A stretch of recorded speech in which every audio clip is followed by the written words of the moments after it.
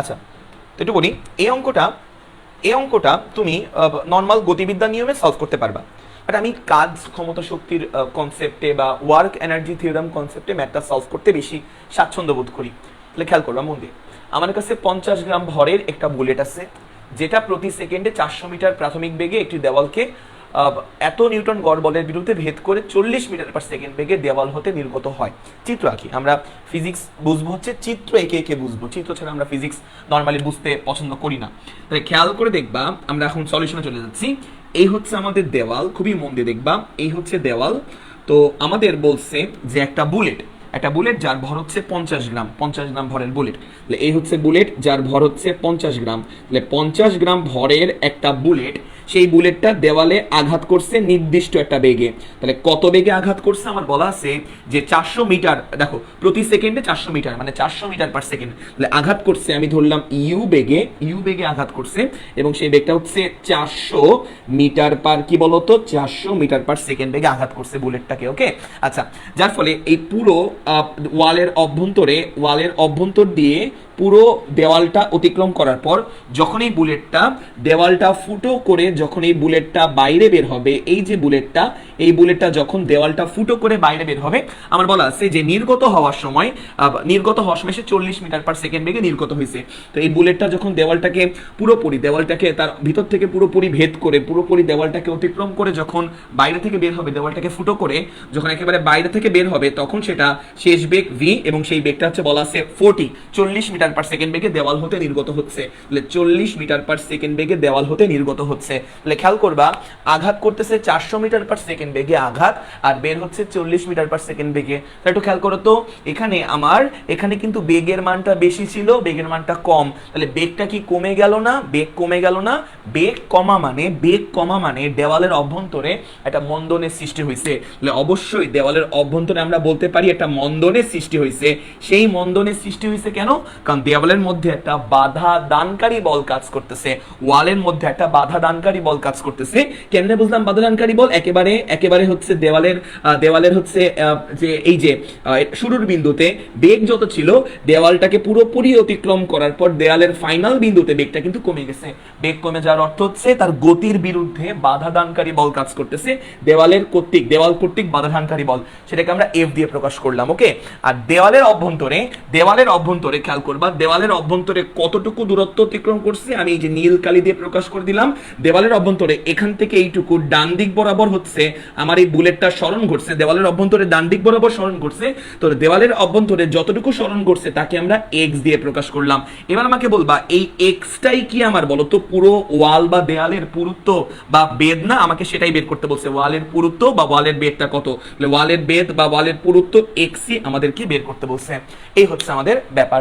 তাহলে আমরা এখানে কাজ শক্তি উপপাদ্য অ্যাপ্লাই করতে পারবো। কাজ শক্তি উপপাদ্য, তাহলে কাজ শক্তি উপপাদ্য অনুসারে বলা যায় কৃত কাজ ইজ ইকুয়াল টু, আমরা জানি হচ্ছে গতি শক্তির পরিবর্তন। আমরা সলিউশন করতেছি, হ্যাঁ।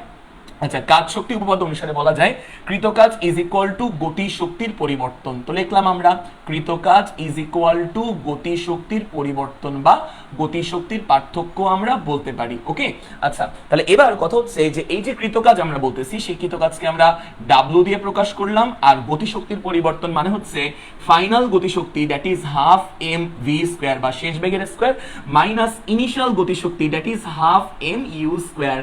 বোঝা গেল? আচ্ছা, তাহলে এবার খেয়াল করবা, এখান থেকে ডাব্লু আমরা বের করব। ডাব্লু মানে হচ্ছে কৃত কাজ। তাহলে এখানে খেয়াল করবা, আমার এখানে বল কাজ করে কোন দিকে? বাম দিকে। বল কাজ করে বাম দিকে, আর বস্তুর সরণ কোন দিকে বলো তো? ডান দিক বরাবর না? তাহলে বল এবং সরণ পরস্পর বিপরীতমুখী হলে কৃত কাজ হয় হচ্ছে এফ এক্স কস 180 ডিগ্রি। বুঝছো? বল বাম দিকে আর সরণ ডান দিকে, তাহলে বল এবং সরণের মধ্যবর্তী কোণ কি 180 ডিগ্রি না? তাহলে বল এবং সরণের মধ্যবর্তী কোণকে থিটা বলা হয়, যার ফলে কৃত কাজ হবে হচ্ছে এফ এক্স কস থিটা, আর থিটা হচ্ছে এফ আর এক্স এর মধ্যবর্তী কোণ, that is 180 degree, is equal to half M v square মানে 0.5, হাফ মানে 0.5 ইনটু এম। এম মানে বস্তুর ভর, বস্তুর ভর আমার দেওয়া আছে 50 গ্রাম দেওয়া আছে, তাহলে বস্তুর ভর m ইকুয়াল টু আমার 50 গ্রাম দেওয়া আছে, তাহলে 50কে আমরা 1000 দিয়ে ভাগ করব, বা 50 গ্রাম মানে হচ্ছে অ্যাকচুয়ালি 50 ইনটু 10 টু দি পাওয়ার কত বলো তো -3 এত কেজি, তাহলে 50 গ্রাম মানে এত কেজি, বা বুলেটের ভর দেওয়া, তাহলে 50 গ্রাম মানে হচ্ছে 50 ইনটু 10 টু দি পাওয়ার -3 এত ইনটু v স্কয়ার, v মানে শেষ বেগ, তাহলে শেষ বেগের স্কয়ার মানে হচ্ছে 40 এর স্কয়ার মাইনাস হাফ মানে 0.5, m মানে বুলেটের ভর দ্যাট ইজ 50 গ্রাম, তাহলে 50 এর সাথে 10 টু দি পাওয়ার -3 গুণ করবা, u স্কয়ার মানে আদিবেগের স্কয়ার, আদিবেগ হচ্ছে 400, সো এখান থেকে আমরা লিখতে পারবো হচ্ছে 400 এর স্কয়ার, cos 180 এর মান হচ্ছে -1, cos 180 এর মান হচ্ছে -1, তাহলে একবারে লেখা যায় cos 180 এর মান -1, তাহলে একবারে আমরা লিখতে পারি বাম পক্ষে cos 180 যদি -1 হয় তাহলে মাইনাস অফ fx হবে, ঠিক আছে, এইটুকু বুঝলাম। তাহলে এখান থেকে আমরা x এর ভ্যালু বের করব, যেখানে আমাদের দেয়াল, f মানে দেয়ালের বাধাদানকারী বল, দেয়ালের বাধাদানকারী বলের ভ্যালুটা কোশ্চেনে দেওয়া আছে, তাহলে এখান থেকে আমরা x বের করব, তাহলে x ইজ ইকুয়াল টু হবে হচ্ছে এই পুরো টার্মটা 0.5 গুণ 50 গুণ 10 টু দি পাওয়ার -3 গুণ 40 এর স্কয়ার মাইনাস 0.5 গুণ 50 গুণ 10 টু দি পাওয়ার -3 গুণ 400 এর স্কয়ার, এটা ডিভাইডেড বাই হচ্ছে আমি বলবো -f ডিভাইড বাই -f, এই যে -f টা নিচে চলে যাবে, তাহলে -f, যেখানে f এর ভ্যালু হচ্ছে আমার দেয়ালের বাধাদানকারী বল দ্যাট ইজ 4 × 10 টু দি পাওয়ার 4, এটা হচ্ছে আমার f বা ওয়ালের বাধাদানকারী বল, তাহলে -f টা নিচে চলে যাবে ভাগের নিচে, তাহলে -f হচ্ছে -4 × 10 টু দি পাওয়ার 4 নিউটন, এই হচ্ছে আমাদের অবস্থা। 0.99, x এর ভ্যালু 0.099 এত মিটার, তাই তো 0.099 এত মিটার, ওকে এক্স্যাক্টলি। সবাই যেহেতু নাফিসা মেজাবেন, কি অবস্থা, কেমন আছো? আজিজুল হক, নুসরাত জাহান সুমাইয়া, ওকে, এই হচ্ছে আমাদের x এর ভ্যালু, ওকে, তাহলে x এর ভ্যালু আমরা পেয়ে গেলাম, x মানে দেওয়ালটির বেধ কত এটা আমাদের বের করতে বলছে, তাহলে 1 নম্বর অঙ্কটা আমাদের হয়ে গেল, ওকে। আচ্ছা, এবার 2 নম্বর অঙ্কটা বলছে অপেক্ষাকৃত কম ভরের একই, আমি এটা মুছলাম, উদ্দীপকটা মুছলাম, আমার জায়গা কম তো এখানে, আমার বোর্ডের জায়গা কম তো আমি এখান থেকে মুছলাম, হ্যাঁ।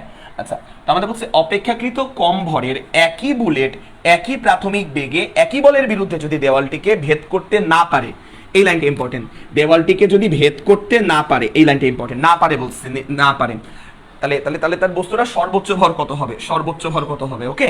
আচ্ছা, তাহলে এবার আমরা হচ্ছে ভর বের করতে চাই, তো এখানে আমি কি বলছে, কোশ্চেন আমাদের কি বলছে, কোশ্চেনে বলছে আমার দেওয়ালটা আমরা আগেরটাই ব্যবহার করব, এই হচ্ছে আমাদের দেওয়ালটা, খেয়াল করবা আগের ওয়ালটাই আমরা ব্যবহার করতেছি, আগের দেওয়ালটা, এই দেয়ালের পুরুত্ব আমার x, তাহলে এই দেয়ালের পুরুত্ব x হলে আমার এই দেয়ালের পুরুত্ব কত হবে বলো তো, xই হবে, বোঝা গেল ব্যাপারটা। এবার আমরা নতুন ভরের একটা বুলেট, এই ধরো আমার একটা বুলেট যার ভর হচ্ছে আমি ধরলাম m ড্যাশ, এই m ড্যাশ ভরের বুলেট, নতুন একটা ভরের বুলেট, এই নতুন ভরটাই বের করতে বলছে, নতুন ভরের বুলেট, এই নতুন ভরের বুলেটটা এই ওয়ালের প্রান্ত বা একেবারে শুরুতে একই বেগে আঘাত করছে, আগেও 400 মিটার পার সেকেন্ড বেগে আঘাত করা হয়েছিল, এখনো নতুন এম প্রাইম ভরের বুলেটটা একই বেগে এই দেয়ালের একেবারে শুরুর বিন্দুতে আঘাত করছে, তাহলে এই যে আদিবেগ এটা হচ্ছে আমার 400 মিটার পার কি বলতো, 400 মিটার পার সেকেন্ড। এরপরে কি হয়েছে, এরপরে একই বেগে আঘাত করার পর ওয়ালের অভ্যন্তরে পুরাটা পথ অতিক্রম করার পর, ওয়ালের অভ্যন্তরে পুরাটা পথ, দেয়ালের অভ্যন্তরে পুরাটা পথ অতিক্রম করার পর আমার এই বুলেটটা যখন একেবারে ওয়ালের শেষ বিন্দুতে বা দেয়ালের শেষ বিন্দুতে চলে আসবে, এই যে এম প্রাইম ভরের বুলেটটা বলছে ভেদ করতে না পারে, অর্থাৎ একেবারে শেষ বিন্দুতে আমার এই বুলেটটার ভেলোসিটি বা বেগ হয়ে যাবে হচ্ছে 0, এটাই বোঝাচ্ছে অ্যাকচুয়ালি। আমি আরেকবার বলি, খেয়াল করবা, এম প্রাইম হচ্ছে এমন একটা স্পেশাল ভর, যে স্পেশাল ভরে আমরা দেয়ালের মুক্ত প্রান্তে আঘাত করলাম, এই বুলেটটা দেয়ালের অভ্যন্তরে পুরোপুরি অতিক্রম করার পর একেবারে লাস্ট বিন্দুতে তার ভেলোসিটিটা 0 হয়ে যাবে, তার বেগটা 0 হয়ে যাবে। এখানে যেমন একেবারে লাস্ট বিন্দুতে আমার বুলেটটার একটা বেগ ছিল 40, বাট এখানে একেবারে মানে নতুন একটা ভর, এমন ভর আমি এখানে ব্যবহার করলাম, এমন ভর এম প্রাইম ভর, এমন এম প্রাইম ভর ব্যবহার করলাম যেন সেটা একেবারে দেয়ালের মানে দেয়ালের একদম শুরুর বিন্দুতে একই বেগে আঘাত করছে, আগের বেগে আঘাত করছে, কিন্তু দেওয়ালটাকে পুরোপুরি অতিক্রম করার পর একেবারে লাস্ট বিন্দুতে বলছে যদি দেওয়ালটি ভেদ করতে না পারে, অর্থাৎ একেবারে লাস্ট বিন্দুতে শেষ বেগটা 0 হয়ে যাবে, এটাই বোঝাচ্ছে। বাংলা কথায় ভেদ করতে না পারে বলতে বোঝাচ্ছে লাস্ট পয়েন্টে বেগটা কত হয়ে যাবে, 0 হয়ে যাবে, এটা আমাদের বের করতে। তাহলে আমাকে বের করতে বলছে এম প্রাইম বাই এই যে স্পেশাল ভরটার ভ্যালুটা কত হবে যদি এমন ঘটনা ঘটতে চাই, ওকে। আচ্ছা, তাহলে আমরা আবার এখানেও কাজ শক্তি উপপাদ্য অ্যাপ্লাই করতে পারি, কাজ শক্তি উপপাদ্য, তাহলে কাজ শক্তি উপপাদ্য আমরা এই জায়গাটাও অ্যাপ্লাই করি, খেয়াল করবা এই জায়গাও তাহলে কৃত কাজ ডাব্লিউ ইজ ইকুয়াল টু বলা যায় গতিশক্তির পরিবর্তন। গতিশক্তি হচ্ছে আমার হাফ এম প্রাইম, এখানে এম প্রাইম ভর, half m prime v square minus শেষ বেগের square minus half m prime into আদি বেগের স্কয়ার কিন্তু বলা যায়।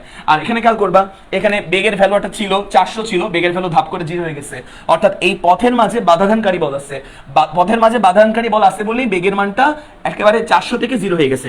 আর বাধাদানকারী বল কাজ করে হচ্ছে বিপরীত দিকে, এই বরাবর নিশ্চয়ই বাধাদানকারী বল কাজ করতেছে। বাধাদানকারী বল, এই বাধাদানকারী বলকে আমরা এই যে এফ দিয়ে প্রকাশ করলাম, এই হচ্ছে আমার বাধাদানকারী বল, দ্যাট ইজ হচ্ছে এফ।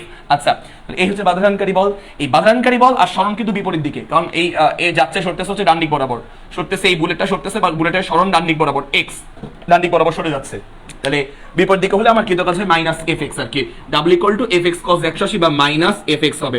এবার খেয়াল করবা শেষ বেগ তো 0, শেষ বেগ 0, তাহলে শেষ বেগ 0 মানে হচ্ছে আমার শেষ বেগ 0 হলে আমার এই টার্মটা কত হয়ে যাবে বলো তো, এই টার্মটা 0 হয়ে যাবে, শেষ বেগ 0, তাহলে 0 মাইনাস হাফ মানে 0.5, এম প্রাইম আমরা বের করতে চাচ্ছি, ইউ স্কয়ার মানে হচ্ছে 400 এর স্কয়ার, তাহলে এখান থেকে খেয়াল করবা এখান থেকে তুমি এম প্রাইমটা বের করবা, এম প্রাইম আর কিছুই না, 0 তো বাদ, তাহলে মাইনাস মাইনাস ক্যান্সেল করলে হবে হচ্ছে তোমার F x is equal to 0.5 m dash into কি বলতো 400 এর স্কয়ার, তাহলে এইখান থেকে আমরা কি বের করব, এম ড্যাশ বের করব, তাহলে m dash is equal to হবে হচ্ছে F x divided by half মানে 0.5 ইনটু 400 এর স্কয়ার। তো সব মান তুমি জানো, এক্স এর মান তুমি জানো, এক্স এর মান তুমি এখান থেকে বের করছিলা 0.099, এক্স এর মান হচ্ছে 0.099 মিটার, আর এফ এর মান তো কোশ্চেন দেওয়াই আছে একই বাধানকারী বলের বিরুদ্ধে, এফ এর মানটা কোশ্চেনে দেওয়াই আছে আমাদের এফ এর মানটা, ওকে, তাহলে এখান থেকে এম ড্যাশ এর মানটা বের করতে পারবা, এম ড্যাশ এর মানটা বের করতে পারবা কত, 0.0495, ওকে। তো একজন খুবই সুন্দর একটা প্রশ্ন করছে একজন, যে ভাইয়া বুলেট তো লাস্ট পর্যন্ত না গিয়ে মধ্যেও থামতে পারতো, কিভাবে বুঝবো সেটা লাস্ট পর্যন্ত থামবে? সেটা বুঝবা হচ্ছে একটা লাইন লেখা আছে বা একটা ওয়ার্ড বলা আছে সর্বোচ্চ ভর বলা আছে, এই সর্বোচ্চ ভর বলতে বোঝাচ্ছে যে তুমি এমন ভরের বুলেট দিয়ে আঘাত করবা দেয়ালের শুরুতে যেন সেই দেওয়ালটা পুরোপুরি অতিক্রম করে লাস্ট মুহূর্ত পর্যন্ত, দেয়ালের লাস্ট বিন্দু পর্যন্ত যে তার বেগটা 0 হয়।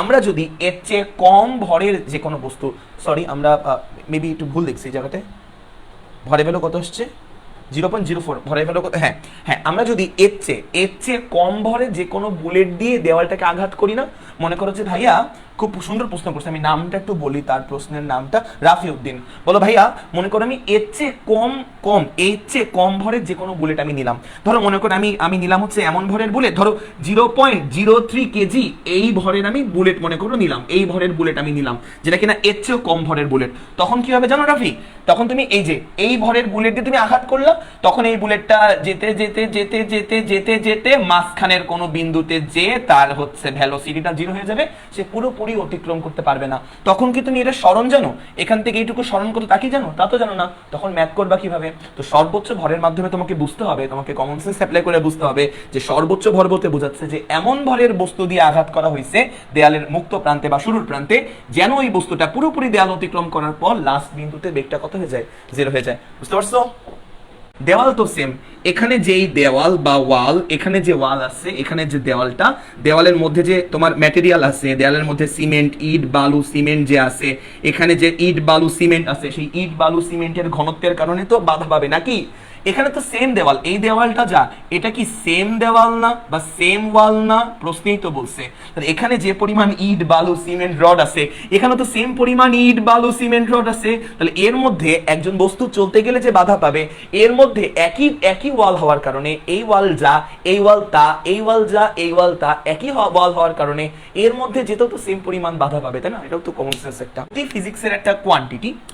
এই নতি দেওয়া আছে 1/50, নতি দেওয়া আছে, তো মনে রাখবা নতি মানে ট্যান থিটা, তাহলে আমাদের নতি দেওয়া আছে, নতি, তো মনে রাখবা নতি বললে নতি ইজ মানে হচ্ছে ট্যান থিটা, নতি মানে হচ্ছে আমাদের অ্যাকচুয়ালি হচ্ছে ট্যান থিটা, বুঝছো, ঢাল অ্যাকচুয়ালি নতি মানে ট্যান থিটা। আচ্ছা, তো নতি আমার দেওয়া আছে 1/50, তাহলে নতি বা ঢাল আমার দেওয়া আছে 1/50, তাহলে 1/50 ইজ ইকুয়াল টু কি বলা যায় বলো তো, ট্যান থিটা বলা যায়, যেখানে আমাকে একটু বলবা যে থিটার ভ্যালুটা কত আসবে, tan ইনভার্স 1/50 আসবে, নতি মানে tan থিটা, তাহলে এখান থেকে হচ্ছে theta is equal two tan inverse 1/50। আচ্ছা, এবার আমরা একটু হেলানো তলটা আঁকি, তাহলে এই হচ্ছে আমাদের হেলানো তল, এই হচ্ছে আমাদের হেলানো তল, যেই হেলানো তলের এই অ্যাঙ্গেলটা হচ্ছে আমাদের হেলানো অ্যাঙ্গেল বা আমরা বলতে পারি আনত কোণ। এই আনত কোণটাই হচ্ছে আমাদের থিটা। এই থিটার ভ্যালুটাই আমরা এই যে নতি এই ওয়ার্ডের মাধ্যমে বের করব। ঠিক আছে, আচ্ছা এবার আমাদের বলছে যে একটা গাড়ি, সেই গাড়িটা উপর দিকে উঠতেছে, উপর দিকে। তাহলে একটা গাড়ি হচ্ছে নিচ থেকে উপর দিকে, মনে করো ফ্লাইওভার দিয়ে উপর দিকে উঠতেছে, ফ্লাইওভার দিয়ে, বুঝছো? এই হচ্ছে আমাদের গাড়িটা, খেয়াল করবা, এই হচ্ছে আমাদের গাড়িটা, এই গাড়িটার ভর হচ্ছে আমার এম। তাহলে এই গাড়িটা হচ্ছে নিচ থেকে এই গাড়িটা উপর দিকে উঠতেছে। হ্যাঁ, আচ্ছা, তো আমাদের এখানে বুঝতে হবে, কোশ্চেনের ভাষা পড়ে বুঝতে হবে যে 40 কিলোমিটার পার আওয়ার বেগে উঠছে, 40 কিলোমিটার পার আওয়ার বেগে উঠছে মানে তোমাকে বুঝতে হবে যে সমবেগে সে উপর দিকে উঠতেছে, সমবেগ। তোমাকে কোশ্চেনের ভাষা পড়ে বুঝতে হবে যে গাড়িটা নিচ থেকে উপর দিকে 40 কিলোমিটার পার আওয়ার বেগে উঠছে, অর্থাৎ উঠছে, বেগে উঠছে, এটা বলতে বুঝতে হবে যে সে সমবেগে উপর দিকে উঠতেছিল, সমবেগে, বুঝছো? আচ্ছা, তাহলে তোমাকে বুঝতে হবে যে এই গাড়িটা উপর বরাবর সমবেগে ভি সমবেগে উপর দিকে উঠতেছে, ভি সমবেগে, বুঝছো?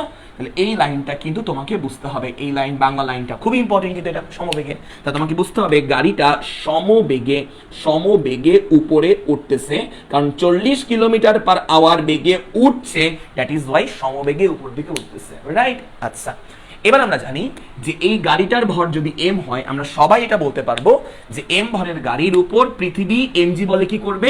এমজি বলে যে কোনো বস্তুকে নিচের দিকে আকর্ষণ করে, তাহলে নিচের দিকে কিন্তু এমজি বল দ্বারা আকৃষ্ট হবে, তাই তো? আচ্ছা, এই এমজি বলটাকে দুইটা উপাংশে ভাঙা যায়। এমজি বলটাকে, এমজির একটা উপাংশ কাজ করে তলের সমান্তরালে, মানে এই বরাবর, এমজির একটা উপাংশ, এটা আমরা সবাই জানি, তলের সমান্তরালে, আর বাদ বাকি উপাংশ কাজ করবে এর লম্ব বরাবর। তাহলে এর লম্ব বরাবর অর্থাৎ এই বরাবর, এই হচ্ছে আমার এমজির দুইটা উপাংশ, তলের লম্ব বরাবর। তাহলে এই হচ্ছে আমার এমজির দুইটা উপাংশ, বুঝা গেল? বা এই উপাংশের লম্ব বরাবর খেয়াল করবা, এই হচ্ছে আমার দুইটা লম্ব উপাংশ, যাতে করে এই দুই লাল উপাংশের মধ্যবর্তী কোণ 90 ডিগ্রি হয়। এই অ্যাঙ্গেল থিটা হলে জ্যামিতিক প্রক্রিয়ায় হাজারবার বলছি যে এই অ্যাঙ্গেলটা কত হবে বলো তো? থিটাই হবে। এটা থিটা হলে জ্যামিতিক প্রক্রিয়া এটা আমাদের এই অ্যাঙ্গেলটা আমাদের থিটাই হবে, ওকে?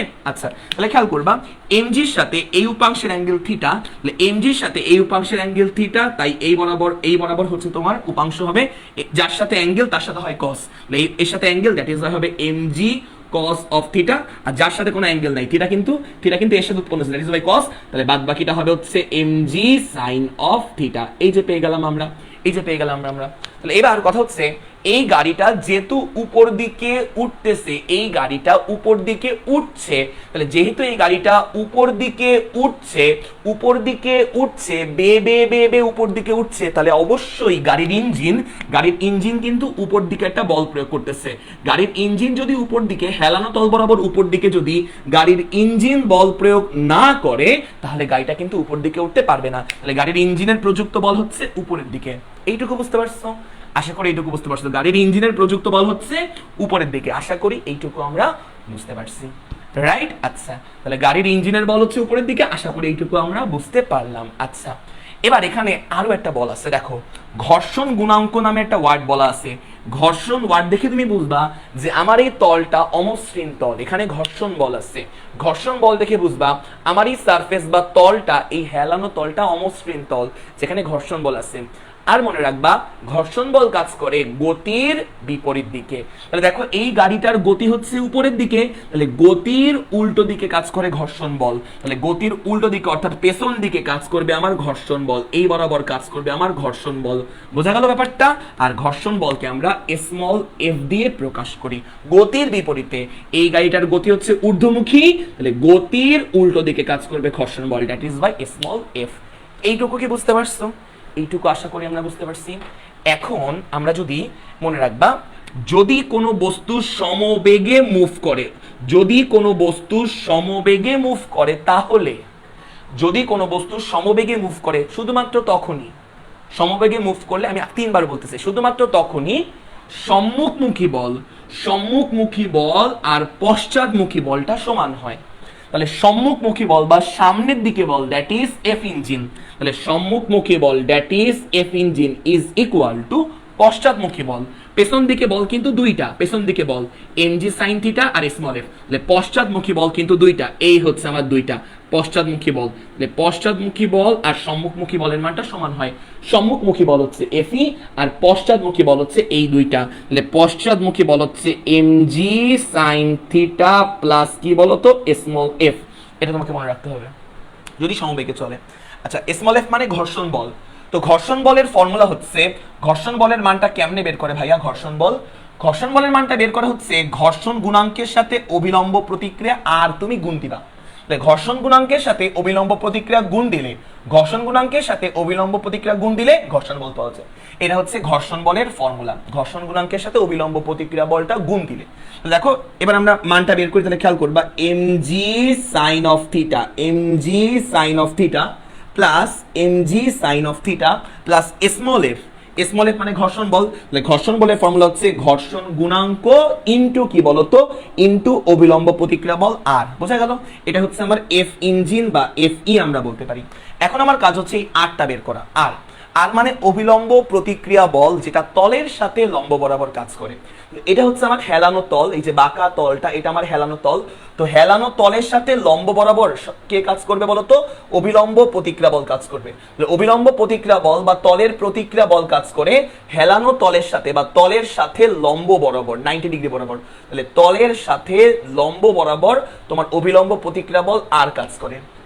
আজীবন, আজীবন মনে রাখবা হেলানো তলের জন্য, আজীবন, আজীবন মনে রাখবা হেলানো তলের জন্য, হেলানো, আজীবন হেলানো তলের জন্য, আজীবন, আজীবন বলতে কি বোঝাচ্ছি সেটা হচ্ছে যদি বস্তু সমবেগে উঠে কিংবা সমত্বরণে উঠে কিংবা সমমন্দনে উঠে কিংবা স্থির থাকে, হেলানো তলের উপর স্থির থাকে, যা মন চাই করতে পারে, যদি বস্তু সমত্বরণে উঠে বা সমমন্দনে উঠে বা সমবেগে উঠে বা স্থির থাকে তাহলে আজীবনও, আজীবন ঊর্ধ্বমুখী যে উপর দিকে উলম্ব বরাবর ঊর্ধ্বমুখী বল আর নিম্নমুখী বল সমান হয়, তাহলে ঊর্ধ্বমুখী বল হচ্ছে আমার আর আর নিম্নমুখী বল হচ্ছে আমার mg cos থিটা, হেলানো তলের ক্ষেত্রে ঊর্ধ্বমুখী বল আর নিম্নমুখী বল আজীবন মৃত্যুর আগ পর্যন্ত সমান হবে, তাহলে দেখো r ইজ ইকুয়াল টু বলা যাবে mg cos অফ কি বলতো থিটা, এই মানটা এখানে বসাই দাও, তাহলে তুমি এফ ইঞ্জিন বের করতে পারবা, এখান থেকে তোমাকে এফ ইঞ্জিন বের করতে হবে, F engine is equal two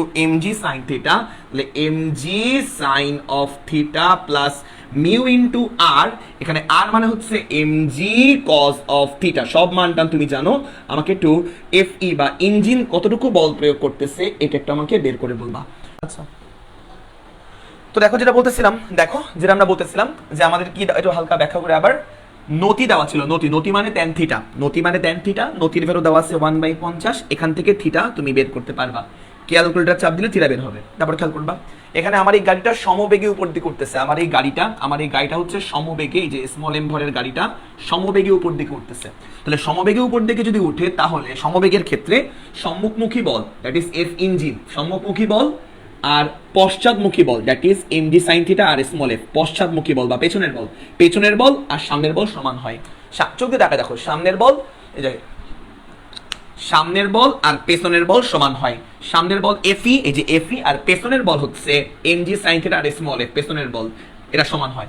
এখান থেকে আবার স্মল f এর ফর্মুলা হচ্ছে মিউ ইনটু আর, স্মল f মানে মিউ ইনটু আর, তাহলে এখান থেকে খেয়াল করবা, এখান থেকে আমরা মান টান বসাই এফ ইঞ্জিন বা ইঞ্জিন ফোর্সের ভ্যালু আমরা বের করতে পারবো, তাহলে খেয়াল করবে এখান থেকে আবার এই আর আমরা কেমনে বের করলাম, আর আমরা জানি যদি কোনো বস্তু হেলানো তলে থাকে তাহলে হেলানো তলের সাথে লম্ব বরাবর উপরের দিকে, হেলানো তলের সাথে, এই যে হেলানো তল, হেলানো তল, হেলানো তলের সাথে, হেলানো তলের সাথে লম্ব বরাবর উপরের দিকে, তলের সাথে, তলের সাথে লম্ব বরাবর উপরের দিকে অবিলম্ব প্রতিক্রিয়া বল কাজ করে, এই বল আর এই বলটা আজীবন সমান হয় হেলানো তলের ক্ষেত্রে। পরে মানটা বসেছি, মানটা বসে আমরা স্মল এফ ই বা ইঞ্জিন ফোর্স আমরা বের করছি, ওকে 1313.54 নিউটন, বুঝলাম ব্যাপারটা, এইটুকু বুঝলাম, দ্যাট ইজ হচ্ছে আমার এফ ই, ঠিক আছে, এটা হচ্ছে আমার এফ ই বা আমরা বলতে পারি হচ্ছে ইঞ্জিন ফোর্স, রাইট, অবশ্যই রাইট।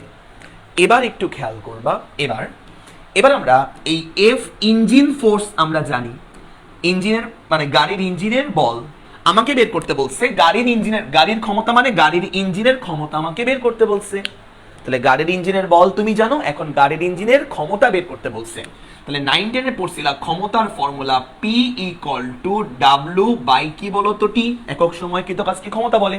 তাহলে আমরা গাড়ির ইঞ্জিনের ক্ষমতা চাই, তাহলে আমার গাড়ির ইঞ্জিনের বল দ্বারা কৃত কাজটা বের করতে হবে। তো খুবই মন দিয়ে দেখবা, আমার এখানে গাড়িটা আমি এই পাশ থেকে একটু মুছলাম, খুবই মন দিয়ে দেখবা, খুবই মন দিয়ে আমি এই পাশ থেকে একটু মুছলাম। আমার এই গাড়িটা, আমার এই যে গাড়িটা সেই গাড়িটা স্মল এম ভারের গাড়িটা, এর উপর ইঞ্জিনের ফোর্স কোন দিকে কাজ করতেছে? এই বরাবর। তাহলে এর উপর ইঞ্জিনের ফোর্স কাজ করে এই বরাবর, engine force that is F engine. আর গাড়িটা এদিক বরাবরই কি সরতেছে না সরে যাচ্ছে বা সরণ করতেছে? তাহলে গাড়িটা এদিক বরাবর যাত্রা করতেছে, এই বরাবর উপরে উঠতেছে, এই বরাবর উপরে উঠতেছে, এই বরাবর উপরে ওঠার কারণে তাহলে গাড়িটা সরণও কি কাজ করবে? এই বরাবর কাজ করবে না? তাহলে বল আর সরণ একই দিকে কাজ করতেছে না? তাহলে বল আর সরণ একই দিকে কাজ করলে ডাব্লিউ ইকুয়াল টু হয় এফ এস। 9 10 এর ফর্মুলা, বল আর সরণ একই দিকে কাজ করলে ডাব্লিউ ইকুয়াল টু হয় এফ এস, লিখলাম এফ এস ডিভাইডেড বাই কি বলতো, ডিভাইড বাই টি লেখা যায়। আবার আমরা জানি সমবেগের জন্য গাড়িটা সমবেগে উপর দিকে উঠতেছে, তো ছোটবেলায় আমরা পড়ছি সমবেগের জন্য এস ইকুয়াল টু ভিটি। তাহলে এখান থেকে বলা যায় আবার s by t equal to কি বলা যায় বলতো, ভি বলা যায় না? এটা হচ্ছে আমার সমবেগের জন্য এস বাই টি সমান ভি বলা যায়। তাহলে এখানে যে আমার এস বাই টি আছে, এই এস বাই টির পরিবর্তে কি লিখতে পারবো আমরা বলতো, ভি লিখতে পারবো। এস বাই টির পরিবর্তে ভি লিখতে পারবো। তাহলে এখান থেকে খেয়াল করবা, that is engine force into কি বলতো বেগ, এটাই আমার পাওয়ার অফ ইঞ্জিন বা ইঞ্জিনের ক্ষমতা। তো তুমি এখন জানো ইঞ্জিন ফোর্স, তুমি জানো ইঞ্জিন ফোর্স, তাহলে পাওয়ার অফ ইঞ্জিন তুমি বের করবা। ইঞ্জিন ফোর্সের ভ্যালু তুমি জানো 313 পয়েন্ট কত বলতো 54 ইনটু বেগ, বেগের ভ্যালু কত? বেগের ভ্যালু দেওয়া আছে 40 কিলোমিটার পার আওয়ার। তাহলে 40 কে তুমি 3.6 দিয়ে ভাগ করবা, তাহলেই তোমার আমার এই ক্ষমতার মানটা ওয়াট এককে চলে আসবে, ক্ষমতার মানটা ওয়াট এককে চলে আসবে। বোঝা গেল বিষয়টা? এই ভাইয়া এখানে কেন 3.6 দিয়ে ভাগ করলেন? ভাইয়া ভাই এখানে কেন 3.6 দিয়ে ভাগ করলেন?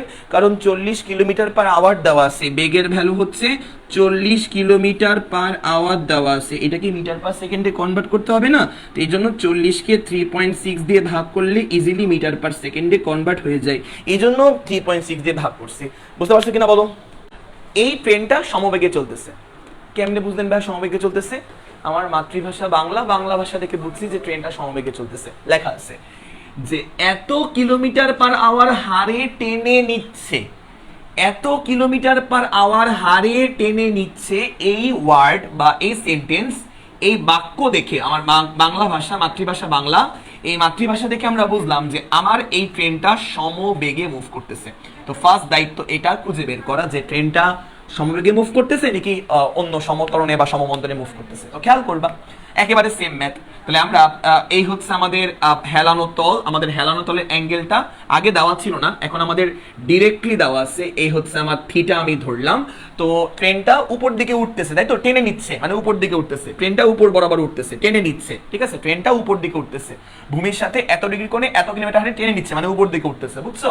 আচ্ছা, তাহলে এই হচ্ছে আমাদের ট্রেনটা, খেয়াল করবা এই হচ্ছে আমাদের ট্রেন, এই যে আমাদের ট্রেন। তো এই ট্রেনটার ভর আমি ধরলাম এম, এই ট্রেনটাকে কত বেগে উপর দিকে টেনে নিচ্ছে? 36 কিলোমিটার পার আওয়ার বেগে, সমবেগে। কিন্তু বাংলা ভাষা থেকে বুঝলাম যে এই ট্রেনটাকে সমবেগে উপর দিকে তোলা হচ্ছে, ভি সমবেগে, যেখানে ভি এর ভ্যালু হচ্ছে 36 কিলোমিটার পার আওয়ার। ওকে, আচ্ছা, এবার আমার কথা হচ্ছে যে আমাদের এখানে এই আমাদের এখানে যে যদি ট্রেনটা উপর দিকে উঠে ট্রেনটা, তাহলে অবশ্যই ট্রেনের ইঞ্জিন এই বরাবর বল প্রয়োগ করতেছে, ট্রেনের ইঞ্জিন, সেই ট্রেনের ইঞ্জিনের বলকে আমরা এফ ইঞ্জিন দ্বারা প্রকাশ করতে পারি। ট্রেনের ইঞ্জিন এই বরাবর বল প্রয়োগ করতেছে, তাকে আমরা এফ ইঞ্জিন দিয়ে প্রকাশ করতে পারি। তারপরে খেয়াল করবা এখান থেকে আমরা বলতে পারি এমজি কাজ করে খাড়া নিচের দিকে, এমজি কে দুইটা উপাংশে ভাঙা যায়, এমজির একটা উপাংশ কাজ করবে হেলানো তলের সমান্তরালে, অন্য একটা উপাংশ কাজ করবে হেলানো তলের লম্ব বরাবর, এই বরাবর অন্য একটা উপাংশ কাজ করবে, এদিকে কাজ করে হচ্ছে আমার অবিলম্ব প্রতিক্রিয়া বল। আর এই অ্যাঙ্গেল থিটা হলে এই অ্যাঙ্গেলটা হয় থিটা, এমজির সাথে এই উপাংশের অ্যাঙ্গেল থিটা, তাই এই বরাবর হবে এমজি কজ অফ থিটা, বাদ বাকি উপাংশ হবে হচ্ছে mg sin of থিটা। তারপরে যেহেতু ঘর্ষণ বল, ঘর্ষণের কথা বলা আছে, ঘর্ষণজনিত বাধা, ঘর্ষণ বল কাজ করে গতির উল্টো দিকে, তাহলে এই ট্রেনটা উপর দিকে, এই ট্রেনটাকে উপর দিকে টেনে নেওয়া হচ্ছে, তাহলে ঘর্ষণ বল কাজ করবে তার বিপরীত দিকে, যে দিক বরাবর টেনে নেওয়া হচ্ছে, যে দিক বরাবর ট্রেনটা মুভ করতেছে তার বিপরীতে কাজ করবে ঘর্ষণ বল। ঘর্ষণ বলকে প্রকাশ করা হয় স্মল এফ দ্বারা। এই হচ্ছে আমার কনফিগারেশন। সমবেগে মুভ করতেছে, যদি সমবেগে মুভ করে তাহলে সম্মুখমুখী বল আর পশ্চাৎমুখী বলটা সমান হবে।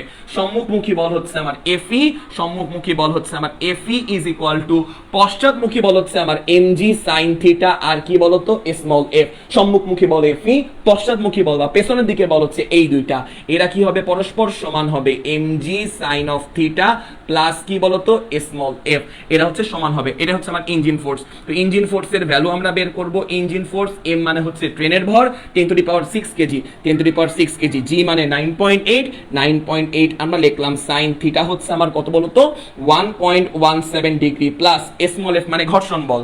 কেউ ঘর্ষণ বলের মানটা ডিরেক্টলি এটা বসাই দিবা না, এটাই বুয়েট একটু হালকা চালাকি করে, অল্প একটু চালাকি। আমাদের বলা আছে প্রতি 10 কেজিতে 10 নিউটন, তো প্রতি 10⁻10 কেজিতে 10 নিউটন হয়। তো আমাদের বলা আছে ঘর্ষণ বলের মানটা কত, তাহলে আমাদের বলা আছে ঐকিক নিয়মে বের করব। 10⁴ কেজিতে 10⁴ কেজিতে ঘর্ষণ বল 10 নিউটন, 10⁴ কেজিতে ঘর্ষণ বল কত নিউটন বলো তো, বলা আছে 10 নিউটন বলা আছে। তাহলে অতএব 1 কেজিতে, অতএব 1 কেজির জন্য 1 কেজিতে কতটুকু ঘর্ষণ বল কাজ করবে, অতএব 1 কেজিতে ঘর্ষণ বল কাজ করবে হচ্ছে 10 ভাগ কত বলতো 10⁴। এটা হচ্ছে আমার 1 কেজিতে এতটুকু ঘর্ষণ বল কাজ করবে 1 কেজিতে। তা আমাকে বের করতে হবে অতএব আমার ট্রেনের ভর 10⁶ কেজি, 10⁶ কেজি বিশিষ্ট ট্রেন, 10⁶ কেজি ভর বিশিষ্ট ট্রেনের জন্য কতটুকু ঘর্ষণ বল কাজ করবে। জাস্ট বাংলা ঐকিক নিয়ম, 10⁶ টা উপর চলে যাবে, নিচে হচ্ছে 10⁴ থাকবে। এটা হচ্ছে আমার ঘর্ষণ বল স্মল এফ, এই ভ্যালুটা। আমরা স্মল এফ এর কিন্তু এই ভ্যালুটা বসাবো, কারণ আমার ট্রেনের ভর 10⁶ কেজি, 10⁶ কেজির জন্য কতটুকু ঘর্ষণ বল কাজ করবে ঐকিক নিয়মে আমরা বের করলাম। তাহলে এখানে বসাই দাও 10 × 10⁶ ডিভাইড বাই কি বলতো 10⁴।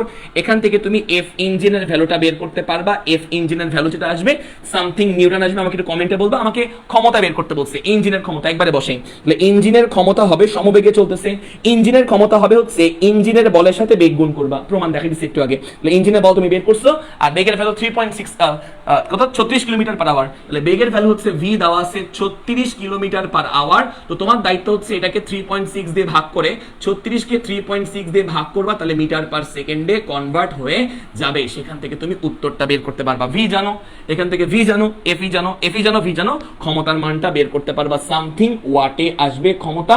আর বুঝতে পারলাম কিন্তু একটু কমেন্টে জানো দ্রুত। এই দেন মাহফুজুর রহমান। তো এই হচ্ছে আমাদের হেলানো তল।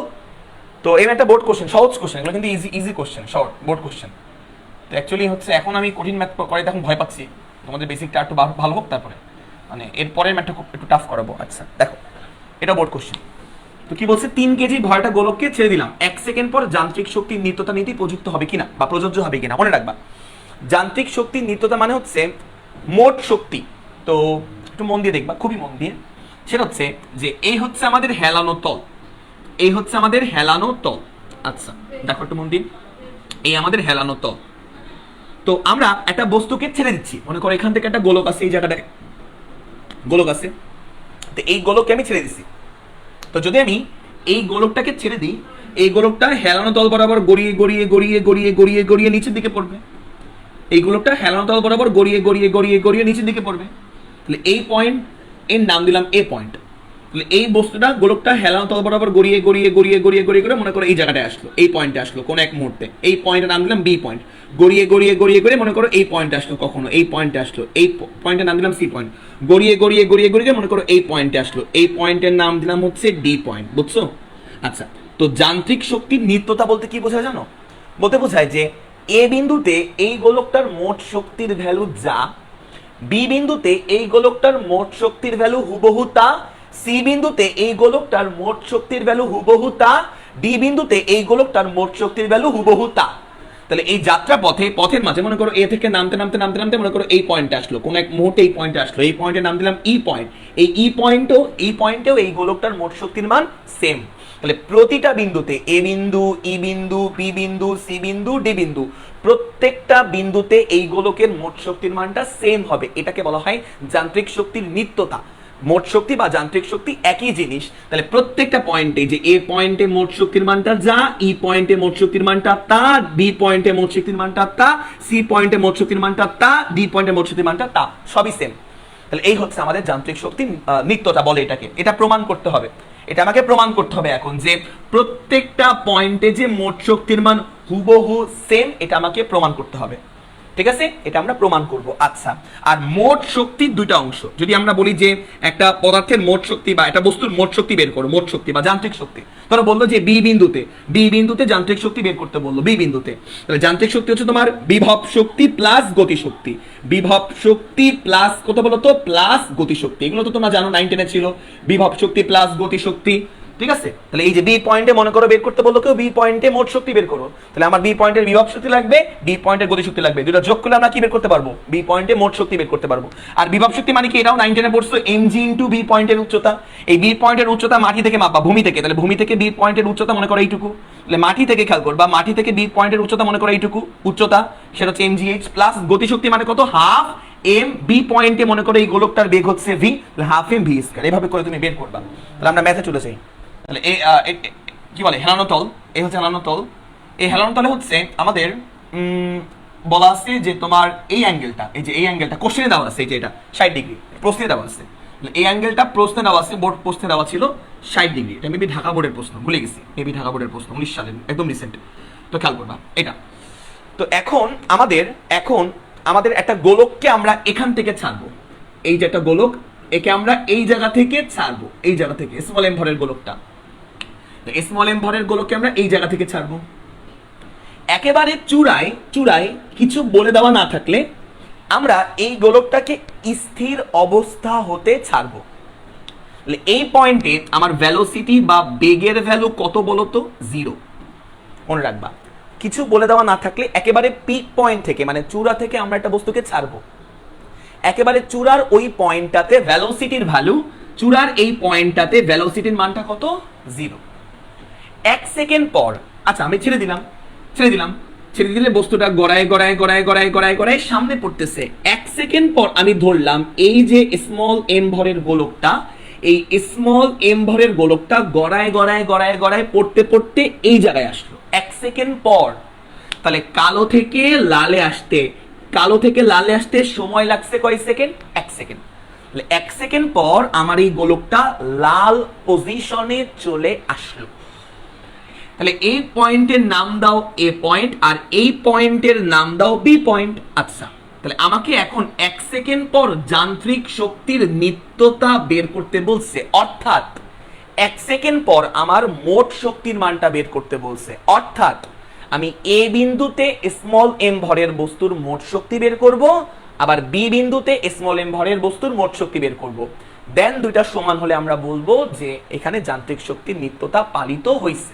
আচ্ছা, এবার খেয়াল করবা, এ বিন্দুতে আমরা এখন মোট শক্তি আগে বের করি, তাহলে সলিউশনে চলে যাই। সলিউশন খেয়াল করবা, আমরা এ বিন্দুর জন্য ফার্স্টে ক্যালকুলেশন করব, এ বিন্দুতে মোট শক্তি বের করব, অতঃপর বি বিন্দুতে মোট শক্তি বের করব। তাহলে এ বিন্দুর জন্য আমরা ফার্স্টে ক্যালকুলেশন করি। আচ্ছা খেয়াল করবা, তাহলে এ বিন্দুর জন্য মোট শক্তি বা টোটাল এনার্জি এট কত point, A point, is equal to হবে এ বিন্দুতে বিভব শক্তি অর্থাৎ ইপিএ, এ বিন্দুতে বিভব শক্তি প্লাস এ বিন্দুতে গতি শক্তি অর্থাৎ ইকেএ। আচ্ছা, তো খুবই মন দিয়ে দেখবা ইটিএ মানে এ বিন্দুর total energy is equal to A বিন্দুর বিভব শক্তি ডিপেন্ড করে উচ্চতার উপরে, আর গতি শক্তি ডিপেন্ড করে ভেলোসিটির উপরে। তাহলে খেয়াল করবা, এ বিন্দুর আরেকটা উচ্চতা আছে না, অবশ্যই আছে। এ বিন্দুর উচ্চতা হচ্ছে এখান থেকে এই পর্যন্ত এ বিন্দুর উচ্চতা, তাহলে মাটি থেকে এ বিন্দুর একটা উচ্চতা আছে, তাহলে মাটি থেকে এ বিন্দুর উচ্চতা দ্যাট ইজ এইচ এ, আমরা বলতে পারি মাটি থেকে এ বিন্দুর উচ্চতা বলা যায়। এই এইচ এর ভ্যালু তুমি ইজিলি বের করতে পারবা। কিভাবে বের করবা, এই ত্রিভুজ দিয়ে বের করবা। তাহলে এখান থেকে এইটুকুর value that is H A, একটু বের করে ফেলো তো, এখান থেকে এই চিত্রটাকে আমরা বের করে ফেলি। তাহলে এখানে তুমি কজ অ্যাপ্লাই করো, কবরে ভূত অতি, তাহলে কজ 60 ডিগ্রি, কবরে ভূত অতি, ভূমি বাই অতিভুজ, তাহলে কোণের বিপরীত বাহু লম্ব, তাহলে এটা হচ্ছে ভূমি, তারপরে ভূততি, ভূমি হচ্ছে এইচ এ ডিভাইড বাই অতিভুজ কত, অতিভুজ হচ্ছে 20, তাহলে cos 60 এর ভ্যালু হাফ, তাহলে এখান থেকে এইচ এর মান আসবে হচ্ছে 10 মিটার, মানে এ বিন্দুর হাইট। তাহলে এ বিন্দুর হাইট আমরা বের করে ফেললাম, হাইটের কারণে এ বিন্দুতে বস্তুর মধ্যে বিভব শক্তির জমা হবে, that is M G into A বিন্দুর হাইট, আচ্ছা, প্লাস এ বিন্দুর গতিশক্তি ডিপেন্ড করে ভেলোসিটি বা বেগের উপরে। এ বিন্দুতে কোনো বেগ নাই, আছে কোনো বেগ নাই, যেহেতু এ বিন্দুতে কোনো ভেলোসিটি নাই বা কোনো বেগ নাই, তাই এ বিন্দুতে আমার গতিশক্তির মানটা কত, এ বিন্দুতে আমার গতিশক্তির মানটা 0 হবে, কারণ কোনো ভেলোসিটি নাই, 0। তাহলে এখন আমরা এ বিন্দুতে মোট শক্তি এখান থেকে বের করতে পারবো, এ বিন্দুতে, তাহলে ই টি এ মানে এ বিন্দুতে মোট শক্তি, স্মল এম মানে গোলকের ভর 3 কেজি, 9.8 ইনটু উচ্চতা হচ্ছে 10, তাহলে এখান থেকে আমার এ বিন্দুর টোটাল এনার্জি বা total energy of A point আমরা বের করতে পারবো, কত বিন্দুর টোটাল এনার্জি বা টোটাল এনার্জি এট এ পয়েন্ট, এটা আমরা বের করে ফেললাম। এখন আমরা বি বিন্দুতে মোট শক্তি বের করব, আচ্ছা, তাহলে আমরা বের করি আস্তে আস্তে করে। আচ্ছা, তাহলে এখন আমরা বি বিন্দুর জন্য ক্যালকুলেশন করব, ওকে, আচ্ছা, ভালো কথা। তো যদি আমরা বি বিন্দুতে মোট শক্তি বের করতে চাই, তাহলে অবশ্যই বি বিন্দুতে আগে আমার বিভব শক্তি লাগবে, তারপরে বি বিন্দুতে আমার গতি শক্তি লাগবে। এই বি বিন্দুতে কিন্তু ভেলোসিটি আছে, বেগ আছে, এখানে বেগ তো 0, স্থির অবস্থা থেকে এই গোলকটাকে আমি ছেড়ে দিছি, গোলকটা নামতে 1 সেকেন্ড পরে এই জায়গায় আসছে, তাহলে 1 সেকেন্ড পর কিন্তু এই বি তে একটা ভেলোসিটি অবশ্যই আছে। তাহলে এখন আমরা বি বিন্দুতে মোট শক্তি বের করব, তথা টোটাল এনার্জি এট বি পয়েন্ট, সেটা হবে বি বিন্দুর বিভব শক্তি প্লাস বি বিন্দুর গতি শক্তি। তাহলে বি বিন্দুর গতি শক্তি বা বি বিন্দুর বিভব শক্তি ইপিএ, বি বিন্দুর বিভব শক্তি প্লাস বি বিন্দুর গতি শক্তি, তথা ই কে বি বলা যায়। তাহলে বি বিন্দুতে বিভব শক্তি আর গতি শক্তি বের করার পর যোগ করলে আমরা বি বিন্দুতে মোট শক্তি বের করতে পারবো বা বি বিন্দুতে যান্ত্রিক শক্তি বের করতে পারবো। তাহলে আমরা বের করি, একটু খেয়াল করবা, ইটিবি বা total energy of B point equal to EPB মানে হচ্ছে বি বিন্দুতে বিভব শক্তি। বের করতে পারবো না কেমনে, বিভব শক্তি ডিপেন্ড করে উচ্চতার উপরে, তাহলে বি বিন্দুর উচ্চতা হচ্ছে এখান থেকে এইটুকু, তাহলে এখান থেকে এইটুকু হচ্ছে আমার বি বিন্দুর উচ্চতা, বি বিন্দুর উচ্চতাকে আমরা এইচ বি দিয়ে প্রকাশ করলাম। এখন আমার টার্গেট হচ্ছে এই এইচ বিটার ভ্যালুটা বের করা, এই উচ্চতার ভ্যালুটা আমাদের বের করতে হবে। তাহলে আমরা এই উচ্চতার ভ্যালুটা বের করার চেষ্টা করি, কিভাবে বের করতে পারবো একটু মন দিয়ে দেখবা, এই উচ্চতার মানটা আমরা কিভাবে বের করতে পারবো। আচ্ছা, দেখো কিভাবে বের করা যায় বি বিন্দুতে উচ্চতার মানটা, একটু দেখার চেষ্টা করি যে বি বিন্দুর উচ্চতার মানটা কিভাবে বের করা যায়। আচ্ছা, এটাই হচ্ছে আসলে এই অঙ্কের টুইস্ট, যে বি বিন্দুর উচ্চতার মানটা কিভাবে বের করা যায়। আচ্ছা, খেয়াল করবা, বস্তুটা এ থেকে বি বরাবর আসতেছে না, এ থেকে গড়ায় বি পর্যন্ত, তাহলে বস্তুটা এ থেকে বি পর্যন্ত আসতেছে, তাহলে আমি যদি বলি বস্তুটার সরণ কোনটা, সরণটা এ থেকে বি বরাবর, এইটা হচ্ছে সরণ। তাহলে বস্তুটা এ থেকে বি বরাবর আসতেছে, তাহলে এ থেকে বি বরাবর আসতেছে মানে এ বি বরাবর সরণ করতেছে, তাহলে এই সরণটাকে আমরা এস ধরলাম, বোঝা গেল ব্যাপারটা। আচ্ছা, এবার একটু খেয়াল করবা, এখানে আমরা একটা দাগ দিই, একটা ছোট্ট ত্রিভুজ তৈরি করি, এই জায়গায় আমরা একটা ছোট্ট ত্রিভুজ তৈরি করি, এই হচ্ছে ছোট্ট ত্রিভুজ, এই হচ্ছে আমাদের সেই ছোট্ট ত্রিভুজটা। আমরা আগে এস বের করি, এস আমরা জানি s equal to ut plus কি বলতো, ut plus half of at square না, s equal to ut plus half of at square. ইউটো 0, আদিবেগ 0, কারণ এ থেকে বি তে নামতেছে, এ বিন্দু থেকে বস্তুটা বি বিন্দুতে নামতেছে, যেহেতু বস্তুটা এ বিন্দু থেকে গড়ায় বি তে নামতেছে, এ হচ্ছে আদি বিন্দু আর বি হচ্ছে শেষ বিন্দু, আদি বিন্দুতে বেগ 0 মানে আদিবেগ 0, আদিবেগ 0 হলে আমি s ইজ ইকুয়াল টু, এটা তো 0, এই টার্মটা 0 হয়ে বাদ চলে যাবে, এখান থেকে হাফ এ টি স্কয়ার লেখা যায়, হাফ এ টি স্কয়ার, এদিক বরাবর সেদিক বরাবর ত্বরণ নিব।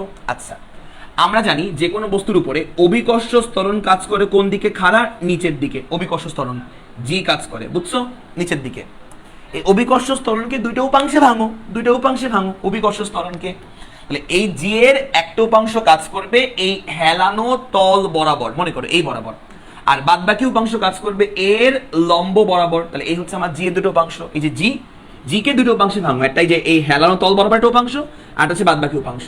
তাহলে এই অ্যাঙ্গেলটা তো 60 ডিগ্রি দেওয়া আছে কোশ্চেনে, এই অ্যাঙ্গেলটা 60 ডিগ্রি দেওয়া আছে কোশ্চেনে, 60 ডিগ্রি। তাহলে খেয়াল করবা জি এর সাথে এই অ্যাঙ্গেল তুমি জানো, তাহলে জি এর এদিক বরাবর উপাংশ হবে জি cos 60 ডিগ্রি, আর বাদ বাকি উপাংশ হবে হচ্ছে জি সাইন 60 ডিগ্রি। তো খেয়াল করবা আমার সরণটা, এই সরণটা কিন্তু হেলানো তল বরাবর, হেলানো তল বরাবর সরণ, তাহলে হেলানো তল বরাবর ত্বরণ লাগবে, that is G cos 60 degree. তাহলে এর ভ্যালু কিন্তু জি cos 60 ডিগ্রি। তাহলে এখান থেকে হবে s is equal to half মানে 0.5, এ মানে হচ্ছে জি cos 60 ডিগ্রি, তার সাথে হচ্ছে টি স্কয়ার লিখতে পারো। এখান থেকে s বের করবা, তো আমাকে একটু বলবা যে s এর ভ্যালু কত আসবে। s is equal to half মানে 0.5, জি মানে হচ্ছে 9.8 into cos 60 degree into T হচ্ছে আমার টাইম, 1 সেকেন্ড বলছে, 1 সেকেন্ড পর টাইমের স্কয়ার, টি স্কয়ার 1 সেকেন্ডের স্কয়ার। কত আসে বলো, সরণের ভ্যালুটা কত আসে বলো, সরণের ভ্যালু s এর মানটা কত, s এর মানটা আসলে হচ্ছে 2.5 এত মিটার, দ্যাট ইজ s।